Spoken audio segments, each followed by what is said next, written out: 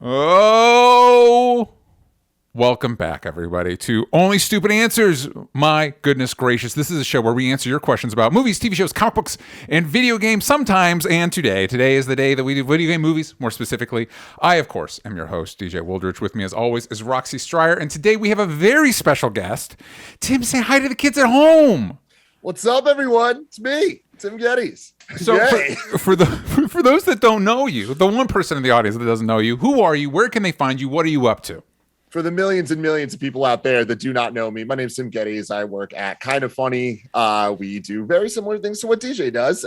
We talk about movies and comics and video games, specifically video games, I would say, over on youtube.com/kindoffunny. If I were to recommend one podcast we do, it's In Review. It's essentially a weekly book club for movie franchises where every week we rank and review different installments and franchises. It's a fun time. And if you like this stuff, you're going to love that. Go check it out. As far as the video game stuff, because we don't get to talk about video game stuff a lot. Roxy, Tim, you don't know. I can't go into the joke. We like to joke that Roxy is an expert gamer. I'm a big gamer. Even though, big gamer girl, know all the games, know Zelda, know Pokemon, and know Smash Mouth. You know, like all Smash Mouth. Yeah. Classic video game. Yeah, she gets all of them. I just know all of them. So just be intimidated right now because every game there is, I have played and won. Even the ones that are unwinnable multiplayer shooter. Oh, there you go. There it is. Big Josh McCouga energy from this. I appreciate that. as he is a dear friend of mine. Oh, well, there you go. So with that in mind, obviously we don't get to talk about the video games a lot. So what are you guys talking about right now? What's on the razor's edge? I mean, it's a banger year already for video games, but Sifu coming out the gate strong, an indie game, smaller indie game that is utterly fantastic. It's my game of the year so far, and it's definitely one that I'm going to be looking back at the end of the year, and I'll be shocked if it's not up there. Say it again. It's Sifu? Sifu, yeah. That's why I just wanted the people to know. Yes, she knew. Obviously, she knew. Of course, she knows. Yeah. SIFU. For Sifu, but we got Horizon Forbidden West coming out today as of recording. God. That's huge. We got Elden Ring next week, and then we got the Uncharted movie that just dropped. So video games are in the air. Such a great segue into we're going to be talking spoiler free about the Uncharted movie and video game movies in general. I will say, just on the top of video games, I tend to be a little bit behind on stuff. I've just started playing Metroid Dread. And congrats. You're gonna have a good time. I'm having a good time, except whenever a boss happens, and then it's a real bad time for a stretch. Yeah. Oh, you're not gonna like Sifu then, because that's all it is. Oh my god, difficulty. It's like you're down. Yeah, because I got through that first boss. I'm like, oh man, that was challenging but fun. And I got there, and then I got to Kraid, and I'm like, oh my god, fuck my life. What the fuck is happening? Yeah, they're adding an easy mode like next week. Oh no, it's already out. It's already out, but the problem is I'm too deep now. I can't change it midway, and I'm not going to go back. Yeah, I've committed. I don't know about a video game that makes you say "fuck my life." I feel like if that's what's happening, then we gotta ditch them. Because here's the thing: it's like you say "fuck my life." Fuck my life. Horror movies, right? Game. Why do you watch horror movies, right? To say "fuck your life." Yeah. Same idea. Like we're all gluttons for punishment out here in different ways. I have a really strange thing about me. This is true that I giggle through an entire horror movie, no matter what it is. So. There you go. You learned something new. So DJ, you just got to giggle at Kraid. I just got to giggle at Kraid. I'm through Kraid. I got through Kraid. It took some doing, but I got through them. Anyway, that's just my current video game situation. So for those that don't know, or just for some reason tuning into this show for the very first time, of course, we have a Patreon, patreon.com/onlystupidanswers, where you can go and you can check out Roxy and Maya's reviews of Peacemaker. Very excited to talk about the finale. And a bunch of other stuff. It's also where my friend Sal from Comic Pop and I are going through the Spider-Man movies. We just did Into the Spider-Verse. We are going to start with Venom now. Real night and day whiplash going on there. So go to patreon.com/onlystupidanswers to check that out. Also, if you go over to iTunes, if you listen to the show on iTunes, you can give us a 5-star review. We got a review from Sailor Gaines 18. Amazing show. I really love the dynamic duo. I love how you guys respectfully disagree with each other. This show is a blast, and everyone should listen. Hopefully one day I can have you guys on my show. The Power of Friendship. I see what you did there, Sailor Gaines. I see what you did. And if you listen to the show on Spotify, every week we ask you all a question. Last week's question was, what new Star Wars project would you like to see? Ray Rafael Alvarez said, more Alien League characters, such a vast universe of species, and we always follow the humans. Ahsoka is a step in the right direction. Also, less Jedi/Sith, buddy cop, heists, horror, different stuff. And Jonathan Santaramo said, we need a Clone Special Forces live action like the Genndy Tartakovsky episode, or a Jedi Academy like Harry Potter, but a little darker. So thank you all that listen on iTunes, Spotify, and everywhere else y'all listen. And Tim, something we've started recently is we've been reaching out to the audience and we're answering random questions they have, questions unrelated to the topic of the show. Mm-hmm. So this week's random question from Jake Hefner. What is one of the dumbest things you ever did as a kid? I'll add the caveat that you're willing to admit to on air. This is what I actually had hit a memory in my mind really, really deep, and I didn't think about it until last week. Cliff Blazinski was tweeting out about how back in the day in the 90s, there was these things called arcades where you would go to play video games. For those that don't know. For those that don't know. And you'd put quarters into the machines to be able to play them, right? Like, we're all familiar with these things. But there is this old tradition where if you wanted to play next, you would take your quarter and put it on the arcade machine, on the screen, to kind of like hold your place and kind of tell the person playing, hey, when you're done, I want to be the next person to play. Yeah. Now, that's kind of an unspoken rule. Like, it's one of those, if you know type things, and at some point you learn. Yeah. Right. But when I was, somewhere around 10, probably 10 years old, there was this thing called Dance Dance Revolution. There was DDR, in the nation, right? Yeah. And I was like, you know what? I'm all into this. So I remember being at the arcade. I remember playing DDR and, sweating my little ass off. And all of a sudden someone walks up and puts a quarter down. And I thought they were tipping me for my sweet dance skills. Nice. I learned the rule of how the quarter works the hard way. Yes. What'd you say? You said, thank you so much. Thank you. I did. I really did. A career in backup dancing. You had planned a whole life in that 30 seconds. It would have been a whole thing. My heart was warmed when you put that quarter. I thought it was weird to just tip a quarter, but Yeah. So anyway. What I love about that story is how confident you were in your dance moves on DDR. You're like, I am fucking nailing this shit. I'm nailing it, man. Play it on heavy, dude. You gotta love it. Man, I love it. I love it. Roxy, do you have dumbest thing that you did as a kid? One of, not necessarily the one of. All right. The complete opposite direction, because anybody who knows me at all knows that little Roxy was little fuck up. So when I was 14, this is a fun story. When I was 14, I got alcohol poisoning for my first time. And then a month. For the first time. Well, because this is the dumbest thing I ever did as a kid. This is me being genuine. Then a month later, I got it again. And I feel like you have to be really dumb. Like, you have to be really dumb to, like, back to back like that, be like, I don't know how this alcohol thing works yet. Yeah. If I do the same thing, will I end up in the same hospital? Maybe you've built up an endurance. DJ, I think I was going for the Olympics. I was going for the drinking Olympics. So very similar to thinking I was getting tipped, just in a very similar vein. I just keeping it real with the kids. I think that was the dumbest thing I ever did. There you go. I think for me, so when I read this question, I went kid. Like, I went way back into young child DJ. And I was thinking about this time where I guess I had too much time on my hands. And I remember being a kid, looking at a pair of scissors and being like, what would happen if I cut my hair? What would happen? What would happen if I did that? But what you have long hair? Here's the thing. I have curly hair. It's when you combine Greek and Irish, this is what you get. And so it grows out like a fro. So it was probably around here-ish. But what stood out to the story for me was not that I cut my hair, was the mental gymnastics I went through to do it. Because I must have known in my heart of hearts that cutting my own hair, probably not a good idea. Mm-hmm. So I just hold the scissors and I thought about it and I was like, well, I'm just going to rest the scissors up against my head. And then what if I snip? What if I snipped? So I created this reality where it was an accident. So if my mom got mad, which she did, I didn't know. It was a mistake. So that was one. The other one that I thought of was me and a friend of mine, neighbor of mine, had a cat, and we didn't have a cat. We were a dog family. And we started playing the cat. We were kids. The cat didn't like us because we were kids and we were, grabbing and pulling tails and shit. And the cat was hiding under a bookshelf. And so me and my friend started playing a game where we would stick our hand under the shelf and try and pull it out before the cat scratched us. And I lost that game. And what's funny about both of the stories is that now I do cut my hair. I don't go to a, I cut my own because look at it, it's simple. And I have a cat. So the moral of the story is we can recover from these things, I think, is the moral of all three of our stories.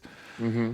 I'm doing very well these days. I just want to make that clear. DJ, have you seen the TikTok trend? And I, as I said that, I feel like the answer is no, because I can't think of all the years that we've been friends. Have you ever mentioned TikTok ever? Yes. There is a TikTok. Yep. Yeah. Accurate. There is a TikTok trend where like people pretend they slip and fall into something. Mm-hmm. So it will be like, wasn't trying to eat dessert, but then they like stumble over themselves, knock down the bag of Oreos, the Oreos fall into their mouth. Yeah. That's you with the scissors. And if you ever become a TikTok star, give me credit when you make that video. Well, what's funny about it, looking back on it as an adult, is I was alone. So I could have just lied to my mom, but because of the way my brain works, I was like, no, I need to lie to myself first. I need to trick myself into thinking this is okay. Yeah, the ultimate con. Yeah. So anyway, whatever.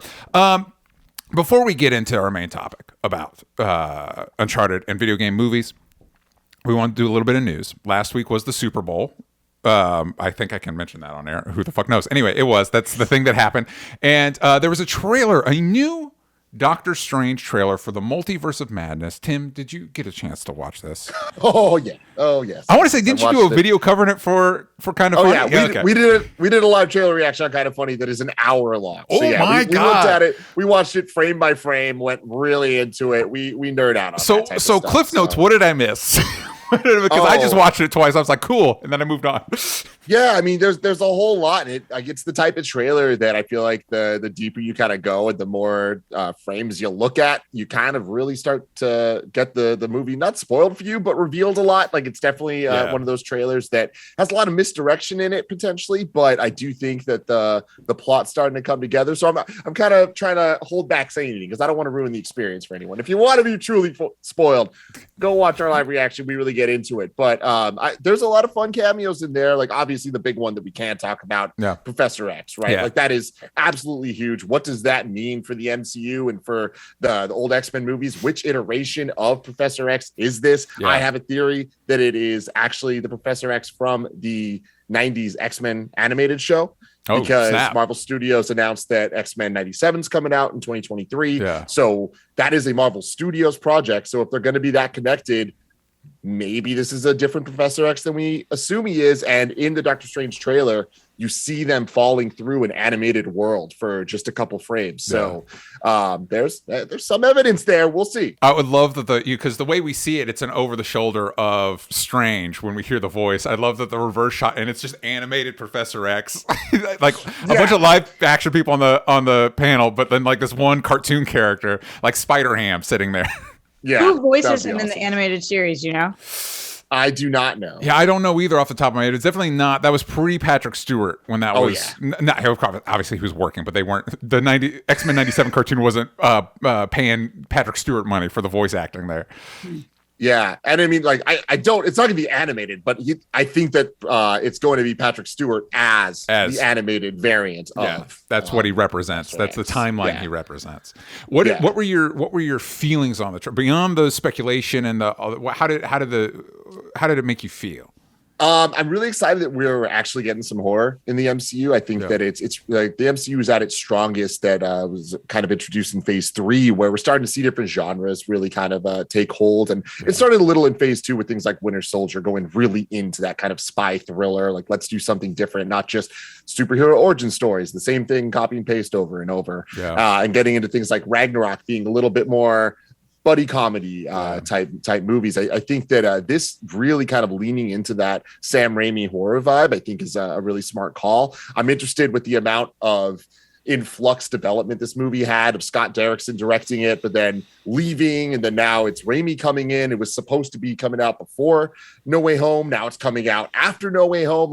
That there's a lot of stuff going on right now that I think is going to be kind of complicated to deal with. I mean, even, with Wanda being one of the co-leads of the movie. Yeah. And you got to imagine they didn't want WandaVision. They didn't plan for WandaVision to come out 2.5 years before this movie comes out. So that's going to be, there's a lot for them to kind of grapple with and explain to audiences. But I think what we see in the trailer is very exciting. And I definitely know that I can't wait for it.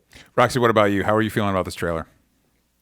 DJ, Tim, let's talk. Blech. I feel like I am being gaslit by everybody. I hate this character. I hate Doctor Strange so much. I don't want to watch him on screen anymore. I thought this trailer was so lackluster. First of all, I missed half the stuff when I first watched it because I was watching it at a very noisy bar in the desert. And I didn't even know when my brother texted me and he was like, "What? You hear that voiceover cameo?" I was like, "What the fuck's he talking about?" Yeah. Didn't know till I got home. But then when I got home and rewatched the trailer a good 5 times, as any nerd kid does, or if you're Tim, for the rest of your life 1,000,000 times. I don't get it. He moves funny. He bothers me. I'm not endeared by him at all. Wanda's my favorite character in the MCU. Doctor Strange is my least favorite. And I feel like instead of her bringing him up, he's going to bring her down. I'm very confused by the aspect that this was supposed to come out prior, as you just mentioned, prior to Spidey, because how would that have... Well, I think you bring up something interesting, Roxy, because I tweeted about how, like, I thought Wanda's line, and of course, who knows what the context is, but she was like, "Hey, you break the rules and everybody loves you, and I break the rules and they're mad." And like, Wanda, he's broken the rules to try and save reality. You kidnapped an entire zip code. That's not the same, but we don't know the context. But what was funny is all the people responding to it, everybody assumed she was referring to a different thing Doctor Strange did. And so it's like, that is something we'll have to discover when we watch the movie, is what exactly is she referring to? Yeah, completely. Well, I mean, real quick, Roxy, Tim, you raised your hand. You raised your hand, Tim. What I just was about to say that. Yeah, like I think that this is the type of misdirection. I mean, okay, I'm going a little further into my theories on this, but like I think it's safe to assume that Wanda is the bad guy in this movie, and I think that she is going to end up being the main villain of this film. And that is such fucking. I am so pissed at that. Why are they doing that? It's such a bad decision. Why are they making? And then if that's what they're doing, that's what they're showing us in the trailer, with her being like, "I'm the bad guy, you're the good guy." They're just gonna hand us that in the trailer. I think it's like what they're hinting at of what she's talking about. I don't think is the Westview stuff. I think that she is referring to what she's doing in this movie. That is causing the problems, which I imagine is her hunting for her kids through different realities. And I think that is what she's going to be talking to Strange about, and being like, "Hey, when you fuck with multiverse stuff, it's okay, but when I do it, it's a problem."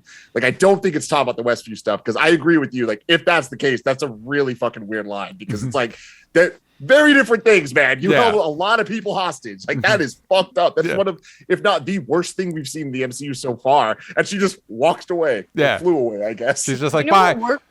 Super well. What worked really well for audiences everywhere is when they fell in love with this character with light white hair and dragon named Daenerys, and they were like, "Wow, this is our hero. We love her. She's our favorite character on the show." And then they were like, "Actually, she's the villain. Fuck everybody. Burn the place down. Women are crazy. Did you know? Women be crazy." I do think that how they handle Wanda is it's a tricky proposition, because if you just make her the villain, you've got to do a good job justifying that. If you hand wave it and no, she's got a point. It's like, does she? Does she? And I think it does make me nervous, because the MCU has not done a good job holding its characters accountable. Like, they want the stakes. Like, they want all the scenes in WandaVision where people come, like, snap out of for a minute, like, this is a nightmare, free me. And so you're like, oh shit, this is real. And then, Tim, like you said, at the end, Wanda just leaves, and it's like, well, but she needs to be held accountable for all this stuff. And they haven't, going all the way back to Iron Man creating Ultron, they don't have exactly a great track record for, like, I don't know, or just following up with this stuff. So it's. I don't know that I fully agree with that. I mean, there's a whole movie called Civil War that is holding him accountable. Well, and the difference between, I will say, the difference between the line in the trailer and Civil War is that Tony is like, oh, I fucked up and I should do something about it. You know what I mean? Or as opposed to, like, why are people mad at me? And so we'll see. I think we'll see.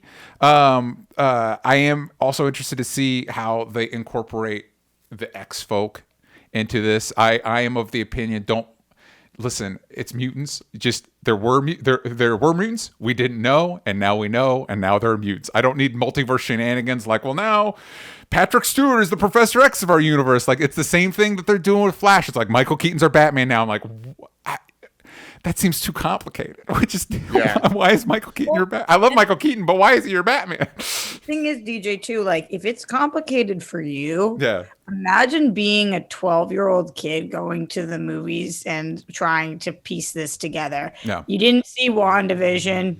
Maybe you missed the Spidey movie or one of the few or whatever. Maybe that you're going here and you're seeing this. Like, there's just no entry point, and that's okay.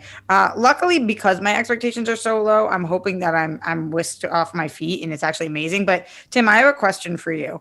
Mm-hmm. Going back to the Wanda thing, do you think she's gonna then redeem herself at the end? Like, she's the villain and then she's back to good, or you think we lose Wanda forever? So I'm with you where, just to put it out there, like, Wanda is one of my favorite characters of the comics, just period. Like, I absolutely love her. I think that we're in a weird place with the movies and shows because of the pandemic. I think obviously things would have been different. I think that we still haven't seen the fruits of the labor of figuring out production during this time period kind of being settled. Yeah. So the end of WandaVision, I think undeniably is not what they had planned. And I think that really is the weakest point of that show. I loved that show. And then the end, I was kind of like, all right, that's kind of weird. I don't think it was horrible, but I do think that the choices they made and the way they presented it weren't the strongest. And I think that continued on through a couple of different projects. And I think we're now in this weird place where this movie is still doing reshoots to this day for a movie that comes out in just a couple months to kind of like figure this all out.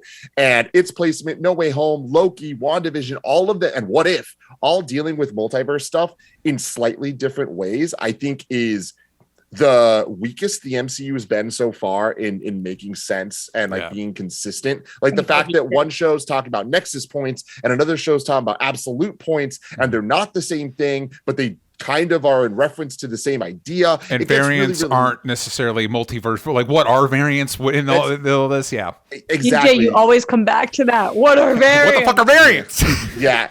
And like, I feel like I have what my headcanon is that I think that Kevin Feige and them are kind of like looking at it, but it's messy right now, to say the least. So to go back and answer your question, Roxy, of what they're doing with Wanda, I think they're going to make it the villain. I do think they're going to make it make sense. I don't think it's going to be like, oh, this woman's crazy. Like, I think that it's going to make sense with the Darkhold, with all the dark magic stuff that they introduced in WandaVision. That is going to be in this. We see Doctor Strange messing with that book, the same book that the post credits of WandaVision, that she was kind of like hearing the voice of her children. Like, and you see in this trailer, like her fingers are black in the same way Agatha's were in WandaVision. So it's like she's getting corrupted by this magic. So I think that Wanda as a human and as a character is still redeemable. I think the Scarlet Witch is not going to be redeemable. And I think that is going to, it's going to end really badly for Wanda. I don't think they end up killing her in the movie, but I would not be surprised if she ends up out of the game for a while, depending on how they go. Retired? I don't know about retired, but well, I don't know. They're going to set up WandaVision season 2. Agatha explains it all. Agatha explains it all. So those are our thoughts on Doctor Strange. We're going to go to a quick ad break, and we will be back to talk about Uncharted. We're back. So for those at home, the weekend of this recording, the new Uncharted movie starring Tom Holland and Mark Wahlberg, oh my goodness, is hitting at a Cineplex near you. Roxy was unable to see it. Tim and I have seen it. I'm excited to talk to you about this. Yeah. So Tim and I talked a little bit about it at the top. I will say that it is fine. I will say, I think for me, the best parts are Tom Holland and Mark Wahlberg. Their chemistry in parts that they are absolutely the wrong casting for. They're not right for these particular roles. And the final action sequence. It was the first time that the movie felt like it gave a shit about the story it was telling. Like it felt like watching the cutscenes of a video game where somebody skipped over the gameplay. We're like, how are we going to solve this puzzle? Cut to, is it this thing? Press the button. The door opens. There it is. It's like, okay, cool. Cool, I guess. I don't fucking know. Tim, what were your thoughts on the movie? Yeah, I'm kind of in line with you. We gave it a 3 out of 5, which on our scale is okay. And I think that that's pretty good for an Uncharted movie, especially one with as horrific of a development cycle as this one did. I mean, it's been in development since like 2009, multiple directors coming in and out, and it ended up being directed by the guy that directed Venom. So it's not necessarily something that people were really like hopeful for, especially when it's like, okay, Tom Holland is Drake, not necessarily the worst casting, but why are you making Drake young? Like that doesn't really make sense. Oh, Mark Wahlberg is Sully. Oh, that's wrong. That's bad. That's a video game movie decision. So all of that going in, I was like, there's no chance this is going to be great, but I just hope it's not offensively bad. And I think that the two biggest compliments I can give the three biggest compliments I can give the movie, one is it doesn't do anything that made me roll my eyes. And I'm very impressed by that because I thought it was going to be like a lot of that. Two is we all left I went with about 7 people and we all left the theater being like, I'm kind of excited to see a sequel, which is crazy because I would have never thought that'd be the case going in. And then the third thing is to what you're saying about that last action set piece. The movie is kind of a greatest hits of the 4 Uncharted games, 4.5 Uncharted games with Lost Legacy. Just kind of in terms of like, let's just recreate set pieces from the games in movie form. And I think they do all of those well, but I think that's why what you were saying of like, it kind of just feels like watching the cutscenes is because we've seen that before. We've experienced that before. But the last set piece was unique to the movie, but it felt like the games. Yeah, I think felt like it was big, it was fun, it was playful. For Roxy, since you don't know, basically, and here's my dog. She's saying hi. This is Winona. Everybody say hi, Winona. Basically, they stumble across these like old pirate ships that the bad guys are trying to helicopter out, and so there's basically a big, just like the game with the part with the bag. And so there's a big action scene between the 2 ships in the middle of the air. And it's like, oh, this is fun. Well, what's interesting about the Tom Holland and the Mark Wahlberg of it all is going in, I was like, okay, so the pitch that they're going with is that they're younger, except that nobody told the writers of the script, because the script just chugs along as if this is the Nate and Sully, like Mark Wahlberg's running through the movie like, oh, I'm old, my ankles hurt, and it's like, you're Mark fucking Wahlberg. I mean, I know you're like 50, but you're Mark Wahlberg. Like, what the fuck are you talking about? Like, this doesn't fit the person I'm looking at. And then it does an in media res, like Nate's in trouble. Flashback 15 years to an actor that looks the same age as Tom Holland. It's like, a little distracting. Yeah. How old is Tom Holland supposed to be? Literally, I just saw him 3 months ago playing a high schooler in Spider-Man No Way Home. And now you're trying to convince me that this kid that looks like maybe 2 years younger is supposed to be 15 years. What's happening? Tom Holland in this movie is supposed to be, I think, 26. Sure.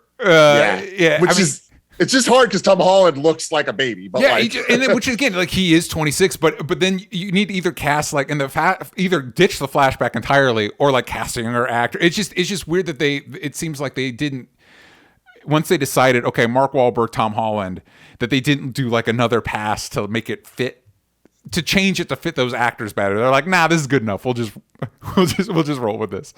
Yeah, the flashback stuff was some of the weaker points in the movie for sure. And that's the thing is like it's just okay at the end of the day. Like I don't think that it's really even that great. And I think that it's Uncharted specifically is in a complicated situation because it is a movie based on a game that, for all intents and purposes, was trying to be an interactive movie. Like more so than most gameplay-focused video games, like a Mario or a Zelda or whatever. Yeah, Uncharted, from its inception, was essentially, hey, we want you to play an action movie. We want you to play an Indiana Jones.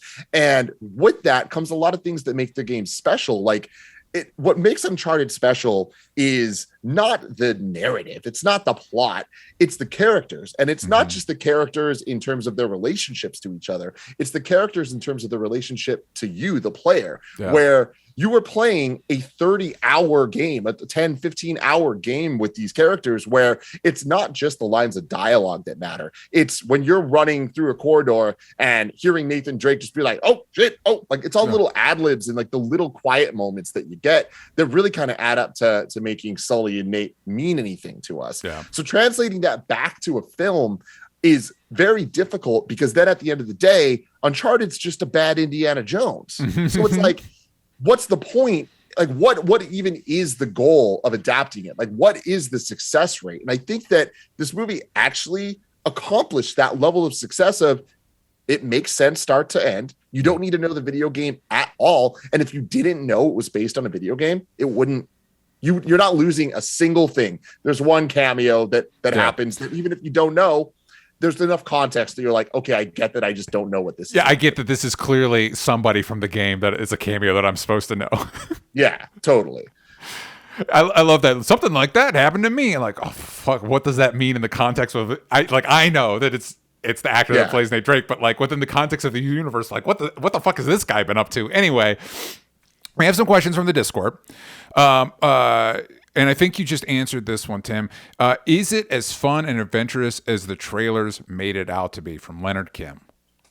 Oh, yeah. If the trailer excites you, this is the movie for you. If the trailer angered you, this is not the movie for you at all. Like, I mean, the thing is, you're not going to get the exact same game experience in movie form. Yeah. You're going to get close to it, though, with just a couple weird variations here and there that aren't all bad variations. Some of the things I think actually really work. The plot itself, I think, is a lot simpler than some of the games in a good way. I think the games mostly outstay their welcome and have one too many MacGuffins and one too many, well, we got this thing and this is the key to that thing and there's a map and then this thing goes there and now we're over here. It's like there's just way too much because it's a video game that needs to span 30 hours as opposed to 2 hours. I like how straightforward this was. There is no C plot in this movie. Yeah. Like debatably the brother flashback stuff, but I would even argue that is kind of just peppering in for Nathan Drake's character for the A plot. So overall, I thought it was a fun time, but nothing special. Danny asks, is Tom Holland a bona fide action star after Uncharted? I mean, I don't think after Uncharted. I think after Spider-Man, definitely. But it is hard to watch it and not think Peter Parker. You know, it's like it's very difficult. I don't know that that's necessarily a bad thing, but it can be distracting, and especially when he's playing a character that we know. Like we know Nathan Drake, we know Nolan North's depiction of that character, and it's not that. You're like you're Spider-Man. Yeah. So that can get kind of weird, but I wonder if it was a brand new character, if we'd have that same type of like touchstone. Well, 100%. I do think Tom Holland really commits himself to the role. There's a few stunts that look like either, they did a good job CGIing his face onto a stunt person or like he did it. And so I was impressed with that stuff. Again, like I think like it's not his fault that he's just not right. Not just for Nathan Drake, but for the way they wrote Nathan Drake in this movie. Like, I think that they should have done another pass on the script with him in mind. But I do think he really commits to the action beats. And shocker, he's good on camera. So he's fun to watch on camera. So it'd be interesting to see if this is the beginning of him branching out more, or if he struggles to get out from under the Peter Parker of it all. Well, you bring up go ahead, Tim. Go, Roxy. You mentioned a couple of times, DJ, that you don't think he was right. And a lot of people are talking about how Mark Wahlberg wasn't right, but I haven't heard as much about Tom Holland. Other than his age, why do you feel as if he's so wrong for the character? I think because, and Tim, I'll be interested to hear your thoughts on this. Because again, one, they're writing him as if, I would say they're writing him as if he's early 30s. Like you said, he's 26, so maybe late 20s. But he's still got that kind of like youthful, like I'm just out of high school kind of like energy. And beyond that, beyond the movie itself, I think part of the appeal, I mean, yeah, it's like Indiana Jones, the game. Nathan Drake's a little bit weathered. Like he's a little bit worn. And so Tom Holland's just too fresh-faced to capture what makes Nathan Drake like an interesting character, like is that he's done this shit, and and even in the movie himself, like he's kind of been living on his own. He's been doing pickpocket stuff, like just a little bit more. Like maybe I don't know if Tom Holland can, but if he could have grown just a little bit of stubble, I don't know. Okay. What do you think, Tim? Yeah, I mean, I don't disagree with anything you're saying. I think that he actually does a really good job as Nathan Drake. It's just not the Nathan Drake that I'd prefer to see. Mm-hmm. And what I mean by that is this is very much a greatest hits of the games. Like there are the 4 core games, and there are elements of all 4 games in this movie. And the flashback scene of the young Nate, where he really kind of meets Sully and all that stuff, that's like part of the 3rd game. Yeah. And I feel like them starting with that and doing it here means that we're getting a Nate that's not, whether doesn't have this experience. We're kind of seeing it for the first time. And I just don't think that that's the best place to start. Like ironically, like the beginning is not the best place to start with this. But what I do think is that he did a good job kind of building the foundation of what will become that character. So like, again, I said, we're all kind of excited to see a sequel. The way that this movie kind of builds, I don't want to spoil anything, but I totally understand exactly where they can go with the next movie. Yeah. And that's really exciting to me because I think it can be a bit more of a direct adaptation to what we've had before. That is the Nathan Drake I want to see doing the things I wanted to do with the crew that I wanted to do it with, you know? We will see. Roxy, do you have any interest? What are your thoughts on our thoughts on Uncharted? It's always a tough sell when a movie is mediocre to be like, I want to go see that. I almost would rather see a movie that's a stinker because I actually sometimes like those. Anything that is something that people are like having an extreme reaction to, I feel like you can go one way or the other. I'm definitely going to see this at some point because this is what I do for a living. So I will go and I'll sack up and I'll see it, but I'm not looking forward to it. And I wasn't looking forward to it much after the trailer. I am a Boston girl though. So in Marky Mark we trust, and I'll get my ass to the theater at some point. You get some Marky Mark in this, and like that's for better or worse. I also happen to enjoy watching him on screen. Do I want him to be Sully? No, but hey, and him and Tom Holland have good chemistry together, especially once you get into that final sequence where it's like, oh yeah, these two, they click. And at the end of the day, even if you don't want him to be in it, it's still fucking Mark Wahlberg. Like you don't. It's not like watching paint dry. He's always interesting on screen. So. I'll check it out, but I'm definitely not sold. Yeah, I will say actually, like I agree with you that I would prefer a movie to like be bad and be fun to watch because it's bad than to just kind of be like mediocre. I do think that it is a little bit more than that. Like I think that it's, again, there's nothing bad about it, and it is enjoyable, and it's less than 2 hours and it breezes by. I was engaged the entire time, and I feel like it's better than even what we're saying kind of gives it credit for. I'm just saying it's not worth rushing out to watch in a theater, but like I think you're going to enjoy it. Like it's an enjoyable movie. I will say God bless the Sony execs between like this and the Venoms of the world where they're like, yeah, this doesn't need to be more than 2 hours. Yeah, I mean that is true, but like Venom 2 specifically was an hour and a half, and that felt like 5 hours, and that's an example of it's bad and it's not even fun to watch bad, No, you and I are on different pages, my friend. Wow, okay. Gauntlets thrown. These are awesome. Gauntlets thrown. Well, listen, tune into Spider-Verse. Sal and I talk about them. We're going to go on another quick ad break, and then we'll be back to talk about video game movies in general. Oh, we are back. And Tim, I'm very excited to have you here today, not just to talk about Uncharted, but to talk about, I figured Uncharted is a good jumping off point to talk about video game movies in general and why they're so bad. We actually have a question here from Mary. Why are video game movies inherently so bad? Is something lost in translation? I wonder if it is because we are usually the character in said video games and watching another character essentially play us does not cross over so well. So talking about why has Hollywood struggled with video game movies? I want to know your thoughts on this. I mean, there's a lot of factors. I think that off the top, I want to say that I think that we need to start admitting that video game movies aren't bad anymore.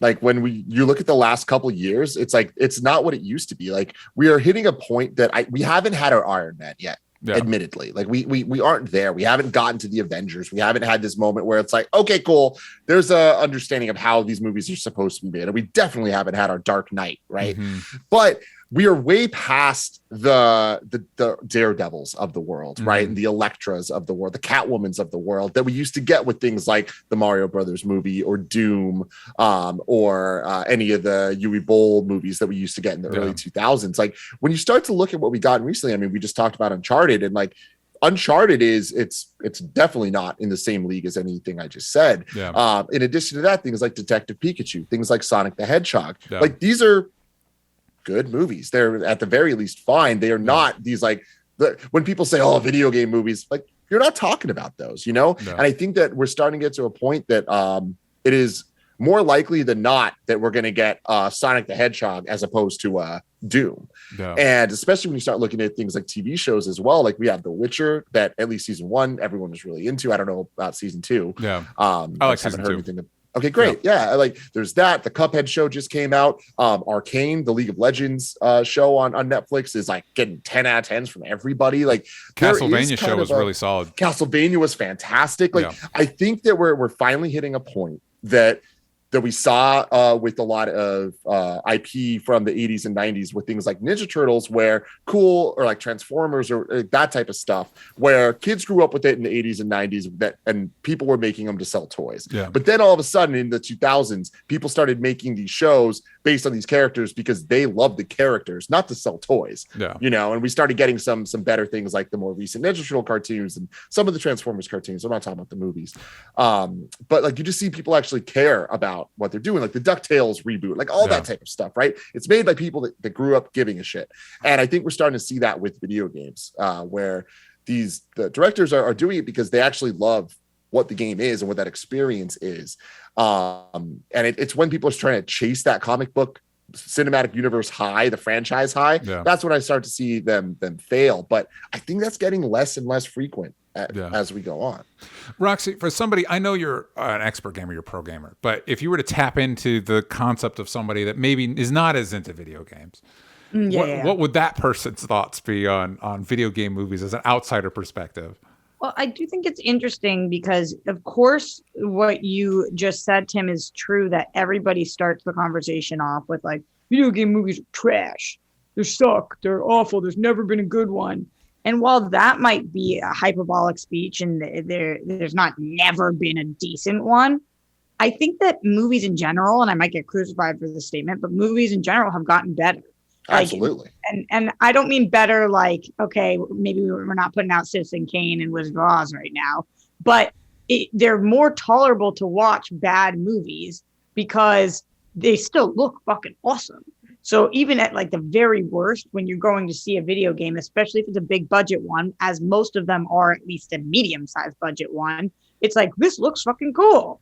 And if you're like me and that's kind of enough for you sometimes, then you're right. A lot of the video game movies are decent to good. But when you're comparing them to other caliber of movies that have continued to like up their caliber a ton, as opposed to video game movies, which just like visually look better and like maybe the storytelling is slightly better, I think that it's challenging. And the reason is, and this is not, I'm not the first to say this. I'm probably not the 5 millionth to say this, but I don't think as a professional gamer that it translates very well to the movie screen. I think it translates a lot better to television because of the way that stories are being told. So I think that's something that we've already decided. And then yet we still kind of just like throw spaghetti at the wall to see what sticks and hope that the biggest video games become really cool other things. And I don't know that that's the right move.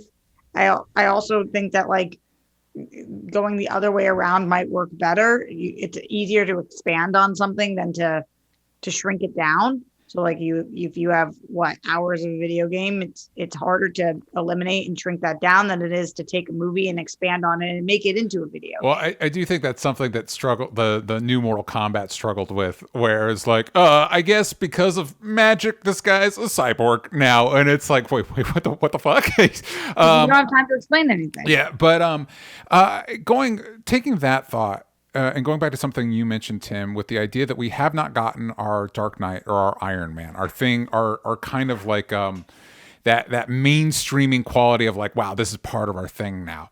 What property do you think is most primed to do that? Or conversely, what do you think we would need to do to be able to achieve that with video game movies, to get our Iron Man or our Dark Knight? It's rough because I don't think that video games and superheroes are equal in terms of like being the same, even like starting like point, one's a right? medium and one's a genre. Like I guess the comics are a medium, but superheroes within that superheroes is a genre. Yeah. So I think that like even that it's kind of a faulty premise there, but I don't know that we're ever necessarily going to get it. And I know that this is kind of twisting it because it's not a movie, it's a show, but I think all eyes are on The Last of Us being made by HBO.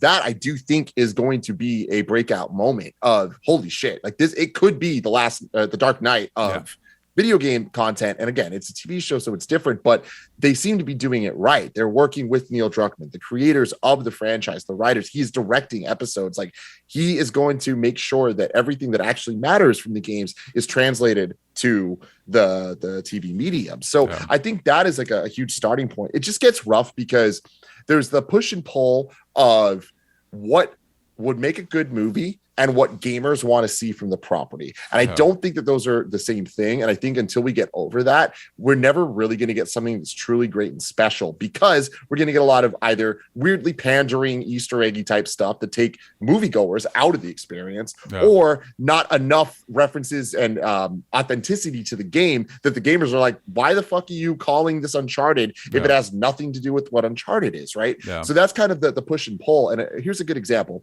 We had, what was it, 7, 8 Resident Evil movies that had barely anything to do with the Resident Evil games. Sure, they're zombies. Sure, they would call certain characters certain names, but like that was not Resident Evil. And then last year in September, we got Resident Evil Welcome to Raccoon City.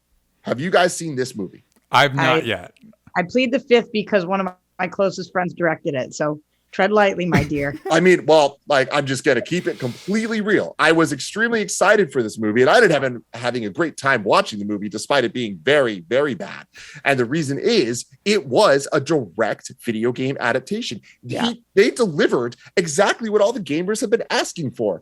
Like earlier, DJ, you were talking about like the Uncharted puzzles where it's skipping the gameplay and getting the cutscenes. This movie did not skip the gameplay. They showed people figuring out the very Resident Evil ass puzzles. And like, it was authentic as all hell. Made some turns here and there, and they have to because it's a movie and it's a different format, but like they committed, and that's not the answer. And I think I think it's an important moment and an important step in video game movie history to look at it.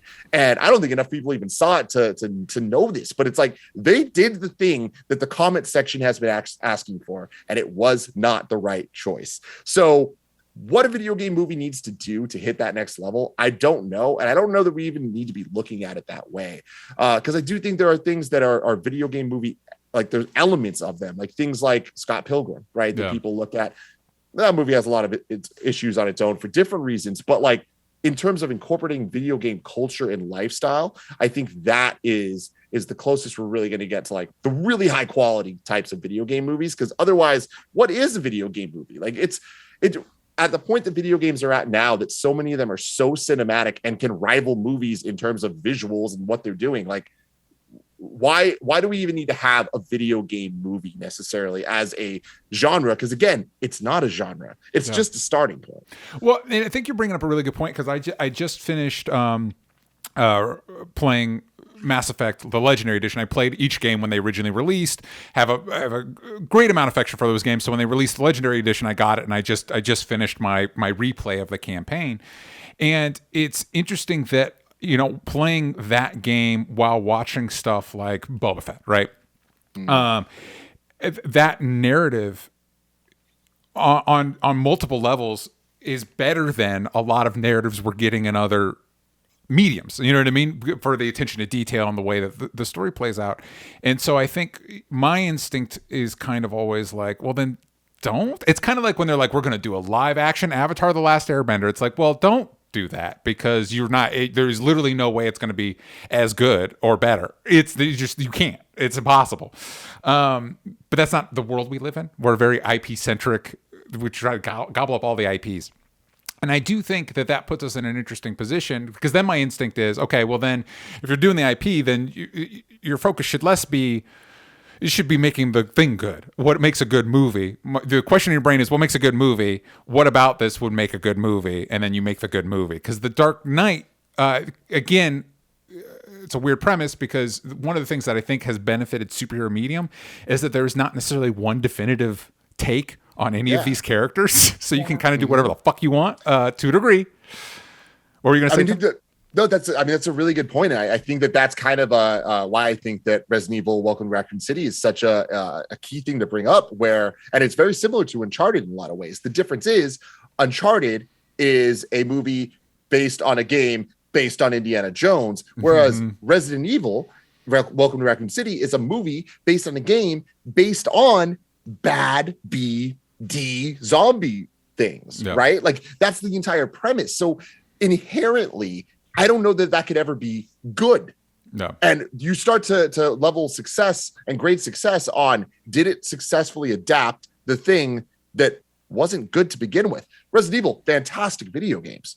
Yeah. Not a fantastic story. Yeah. Not fantastic characters. Yeah. So making a good Resident Evil movie is almost a non-starter, because it's like the entire premise is to make it a good 2-hour movie that's telling a story with compelling characters. It needs to not be Resident Evil. Well, but I do think there's an old saying that there's no bad characters, just bad writers, and I think that applied to. I always associate it with Thor. I always saw Thor as like lame. I thought Thor sucked, and then I read the J. Michael Straczynski run on the character. I was like, oh shit, this is really rad. So I do think there's a way to tackle all this stuff that you can improve upon the formula, but it's got to come from that place as opposed to the corporate IP place. And I do feel like I am concerned as a movie lover that we are in a place where we're kind of have a Stockholm syndrome with IPs, where it's like, well, this story is trash. It's actually not told well, but it's a character I recognize and know, and they do cool things in it. So I'm going to go on Twitter and talk about how good it is, even though from like just a purely storytelling perspective, it's like, oh, actually, if this was not a character you recognized, you would acknowledge that this is actually kind of trash. So this kind of sucks. Are you talking about Luke Skywalker right now? I'm not talking about Luke. I mean, listen. Don't come for my I didn't come here for Luke Skywalker discourse, okay? I did not. I will listen. All I'm going to say is the fact that the more audiences embrace deepfaked AI voiced characters from their past, the closer we get to being creative processes being replaced by AI, like AI written scripts, AI acted movies. And so maybe it's in our best interest to like push back a little bit whenever the more we embrace deepfake Luke Skywalker, the closer we get to Marvel being like, here's deepfake Chadwick Boseman as Black Panther. And maybe that's not in our best interest is all I'm going to say. Or maybe it is, maybe not in that specific case, but I will say this right now, and I'm going to continue to say this on every show I'm on, because I don't have enough money to have a lawyer write this as a tattoo on my body for everybody to see yet. Yes, I just said that sentence. I am willing to be the AI in any video once I die.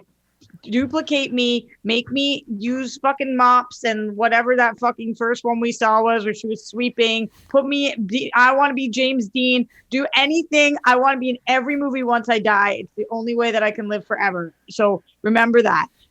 Going back to the video game conversation, though, instead of just standing on my soapbox of AI, Do you guys think that the percentage of people watching these movies, these video game movies, is more than 50% people who played the game?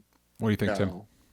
No, I don't think so. I mean, it depends on what movie we're talking about. Like when we're talking about something like Sonic the Hedgehog, I think that because Sonic the Hedgehog's been around for so long that at some point you've played a game. Yeah. You know what I mean? Even I did that. And that's the thing is it's like some of the things we're talking about are we're still in the era of the Spider-Man, Batman, Wolverines, right? Mm-hmm. We're not getting into the Guardians of the Galaxy of video games yet. Yeah. So I think that there's going to be a high percentage of people that are at the very least aware enough of what the game is. Whether or not they're active players of it, I think is a different conversation. But I think that as we've seen things get a little bit more nerdy, like things like Warcraft a couple of years ago, I think that is an example of that probably got, it goes back to what I was saying though, where the movie's actively working against the gamer user base it's going for, where it, instead of making them happy, it's upsetting them. So I feel like there are more of them that aren't going to see the movie instead of see the movie because they're like, this is not the thing that I love.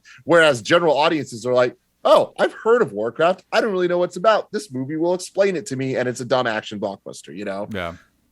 And that's another, going back to the IP of it, it does feel like with certain user bases, certain gamer audiences, the anime crowd, it's like the studio instinct is to gobble up IP, and it's like, yeah, but you do the IP because people recognize it, but the people that love this stuff never. It doesn't matter what you do. It seems like you're never happy. So I don't know what we're trying to do here, because like every time Netflix trots out a new anime adaptation, it's like they're just gonna yell at you. Like I don't know what are you doing? Yeah, I mean that's a very good point. It's really. It's kind of a you can't win situation, except the reality is you can win, and there's a lot of money to be made, and they're making the money. So it's like people can be upset, the gamers can be angry yet again, but at the end of the day, there's money being made. So Sonic the Hedgehog 2 and 3 and a Knuckles spinoff show are happening. God damn it! They're gonna make me watch that Knuckles show. It's probably not gonna be very good, but I'm gonna fucking watch that shit because I love Knuckles. I saw your tweet about that, DJ. God damn it! I'm gonna fucking watch that show. I was giggling earlier, number one, because you brought up how Doctor Strange is going to be horror, so I started giggling. But number two, because you were talking about, oh, man, I went for my joke and then I forgot my real point. I fucking hate when that happens. What were you just saying? What were you giggling about? Funny. What was I giggling about? IP. Tim said something. I remember. You said something like, why are they doing this? You got to think about video game adaptations and like, why are they trying to tell this story? And I started giggling to myself because like, we all know the answer to that. And the answer is money. Mm-hmm. And that's why sometimes this doesn't work, because any big company, any studio, at the core of it, why they're trying to tell this story is to make money. Yes. And so that's like just always going to be a problem, because I'm not saying that's the truth about the artists or the directors or the people who take the role, whatever, anybody on set, but why these big video game movies are being made, because they think it can make them money. And so they're making whatever decision they think makes more money. And that doesn't make the best product. Studio heads are basically gamblers, and they're placing their bets on whatever IP is. This week it's Uncharted. Y'all like Halo? Yeah, okay. Like Halo. I mean, we'll see. Okay. Well, I mean, look, Halo season 1 coming to Paramount Plus next month, I think. And last week they just greenlit season 2. Why'd they greenlit season 2 before season 1 was even out? Because they've already invested in the sets, and so they need to get the return on their investment. I don't think it's even that. I mean, I think that definitely is part of it. Same reason they've already confirmed a Lord of the Rings season 2. Yeah, I mean, but it's these streaming services. They want people to know there's longevity in the services, and they want people to know, hey, here's that IP, like. This show is worth investing in because it's going to be around, and I think that it's a very anti-Netflix way to look at things, because Netflix is canceling stuff left and right. We've been talking about that for years, right? But we're seeing this new wave of the Peacocks and the Paramount Pluses. It's cute, guys. It's cute. Like, what are y'all doing? And they're all just like in this desperate rush to get people invested to their platform and subscribed and want to stick around. And it's funny to me how many shows are being renewed for season 2 before they're even out. And like, I'm not saying Halo is going to be good or bad, but I do think it's very interesting. They're already greenlighting a season 2, and I don't think it has anything to do with the quality of season 1. No, I agree. And also, even if it did have to do with the quality of season 1, I don't trust their opinion. I don't agree that like the execs that are watching and who are like, this is really good, that like those are the people who should be the ones who are like, yep, that we have our finger on the pulse. We know that the audience is gonna like this. There's just no way. Do you guys know that the Lord of the Rings series is $465 million for the first season? Highest budgeted show of all time. Yeah. I knew highest budget, but we'll see. Listen, that's Bezos has got money to burn. million. Bezos has got money to burn. He's taking down bridges just so his boat can get out of dock. What could it look like? Like what does $500 million look like in a TV show? Oh, baby, it's a big old investment. Before we wrap up, what is a video game adaptation that you're either looking forward to or that maybe we haven't announced that you'd like to see? Oh, okay. I thought you were going to say of all time what I want to shout out because I want to do that real quick. Oh, yeah, please. The Dead or Alive movie from 2004, I want to say, is an absolute train wreck. It is god awful, but it is such a fun movie to watch and just like make fun of. The best thing it did was it did what I was saying, is adapting random ass video game bits that make the gamers go, whoa, they actually did it. But it's a fighting game. It's just like Mortal Kombat, right? For people that don't know, Dead or Alive is a 1v1 fighting game with the health bars. They incorporated the health bars into the movie. They came up with the reason to give them like chips embedded in their bodies that would on computer screens make health bars come up. So when they got punched, it would go down. And I was like, this is fucking awesome. Horrible movie. And also correct me if I'm wrong, but Dead or Alive, the big thing is like, do we have hot ladies in skimpy clothes? But that's basically the plot of those games. That's all we need. Yeah, and a ninja. Ryu was there. But sorry, what was your actual question? So that's the one you're shouting out. What's one you're either is coming and you're looking forward to, or is maybe hasn't been announced but you'd like to see? A video game adaptation that you think would be like that? That's the one.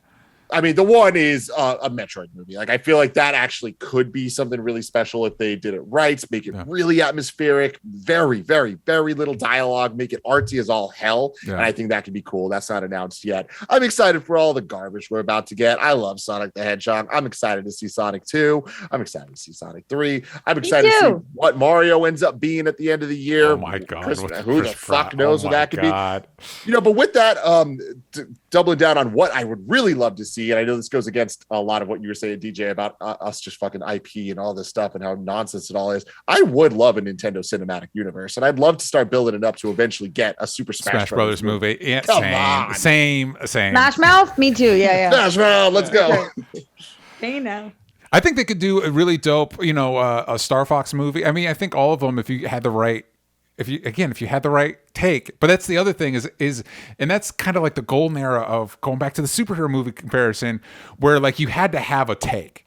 Like it wasn't just like, well, we can just squeeze this out and it's going to make us money. Like, no, for a Spider-Man movie to work, we're going to have like a perspective on it that works. Anyway, Roxy. Yeah. Shout out to a video game movie you love. What's one that and what's a video game movie or show that you'd like to see? I want to see a Peach and Daisy friendship show. I love that idea. I think that's a really good idea. Oh, that's what I want. I actually loved Sonic and the original design. So I don't Holy shit. trust my opinion. You want the original design cut? Do you want the air cut of the Sonic movie? Release the original design cut for the real fans. God damn it. So for me, I just watched Tim lose all respect for me. It just like drained from his face. Oh, I love it. I love that energy. Let's go. Shit. I'd like to shout out two video game movies. One, I actually thought Detective Pikachu was like a pretty smart way to tackle that franchise. Like, just go away from like the gyms and stuff like that. That's going to be too much for a movie. Listen, we're just going to, all you 90s kids, we're just going to project you. You're going to live in the Pokemon world for about an hour and a half. And this 90s kid enjoyed that. Tim, were you going to say something?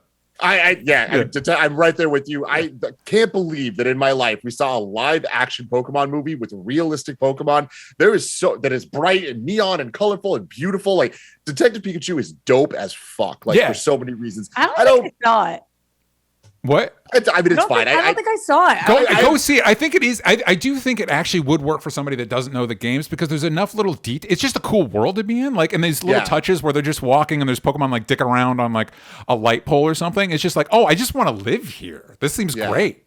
You know, Detective Pikachu, though, reminds me a lot of what I was saying about Uncharted, where it's like, I am so excited for a sequel because where it ends gets us to a place where I'm like, oh, I totally see. Now they can give us what we actually want. Yeah. I just don't think we're ever going to actually get that. Yeah. When it's also like, I think there was a tweet going around to like maybe doing a show, just setting that world. It's like, you've got the technology, you built the tech, like just do it. Just fucking go for it. I would love that so much, but I don't think it's going to happen. Here's the other one that I will always defend and understand. I was a child when it was released, but I actually do like the Bob Hoskins Mario Brothers movie. Dude, the production design is incredible. When you see the like futuristic city that they're in, it's like, what the actual hell? But yeah, the movie is... Well, it's not a good adaptation of Mario. It doesn't capture what Mario works. But as a young child, that this was my exposure. Like, I was too young to watch Blade Runner. Is my exposure to that kind of like cyberpunk, dark, gritty, gross sci-fi world. There was such a cool aesthetic, and that was my as a young person, that was like my only access point to that type of aesthetic. Fucking cool.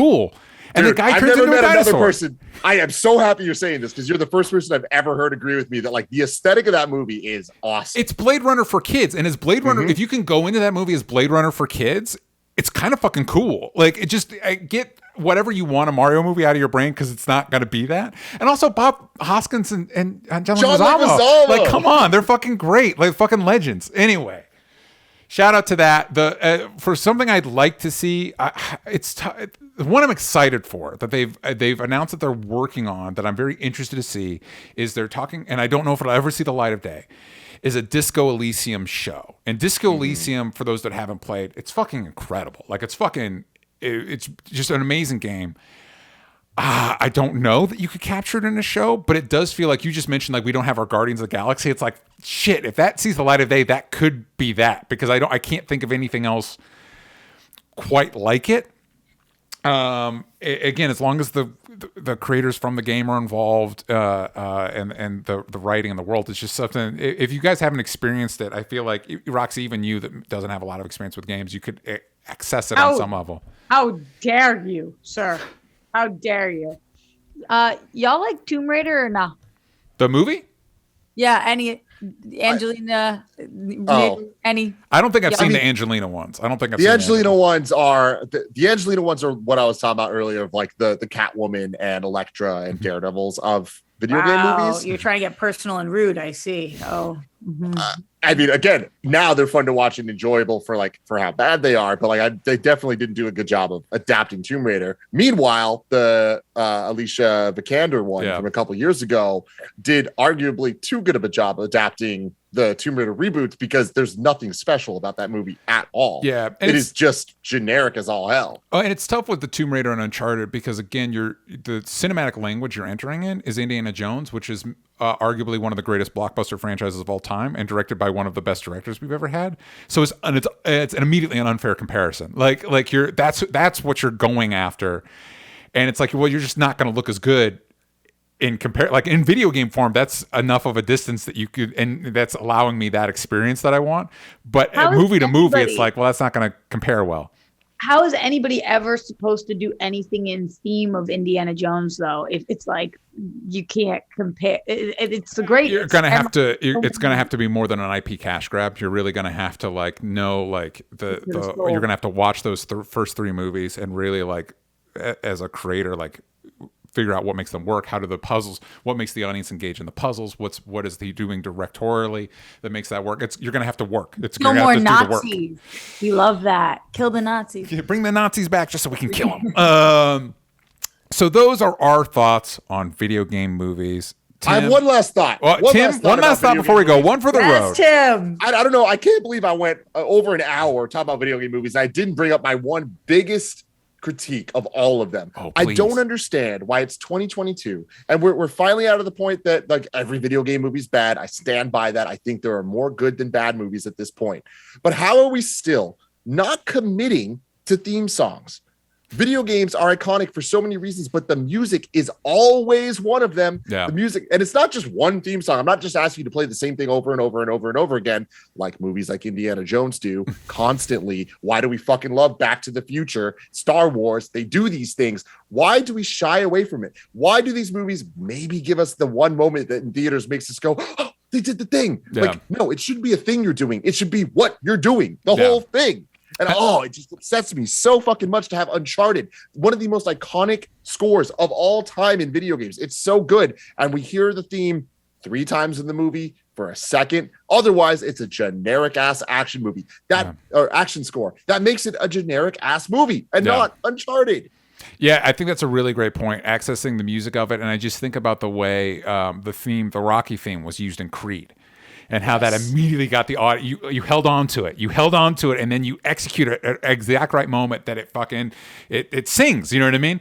But again, it goes back to you're really gonna have to go after it as if you're making, like, this is your movie. This is not just we're making an Uncharted movie. No, we're making this movie. It's called Uncharted, and this is the story we're telling, and executing that theme in a way that's really engaging. I think because again. Like you're talking about, you're spending like 30 hours with these games. You're spending 30 hours with that music. It means something to the audience. So be smart about using it. That's a really good point. All right. That's it for us. Tim, before we go, remind everybody at home where they can find you. At Tim Gettys, Gettys on Twitter and Instagram and all the damn things. If you are interested in video games, comic book movies, or Pomeranians, I am your man. Pomeranians. Oh yeah, if you want some good Pomeranian content, 2 Poms, 2 Furriest on Instagram.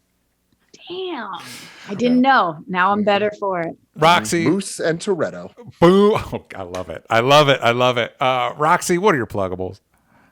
My pluggables went to a weird place for a second. You can find me everywhere at Roxy Stryer, also on the Whirl Girls. We've been doing Batman watch-alongs leading up to the Batman, which has been a lot of fun. And also, we did something really uncomfortable this week where we gave tarot card readings a whirl. I don't believe in that stuff, and it scared the shit out of me. So you can go watch that everywhere at the Whirl Girls. Check all that out. You can find me at DJ Talks Trash. You can follow the show everywhere that matters at Only Stupid Answers, but on Twitter, Ain't got the vowels from stupid. I want to thank you all for joining us. If you want to hear Roxy and I talk about Peacemaker, I'm going to be talking about the new Bel Air show on Peacock. You can do all of that over at patreon.com/onlystupidanswers. And we will see you all next time. Bye, everybody.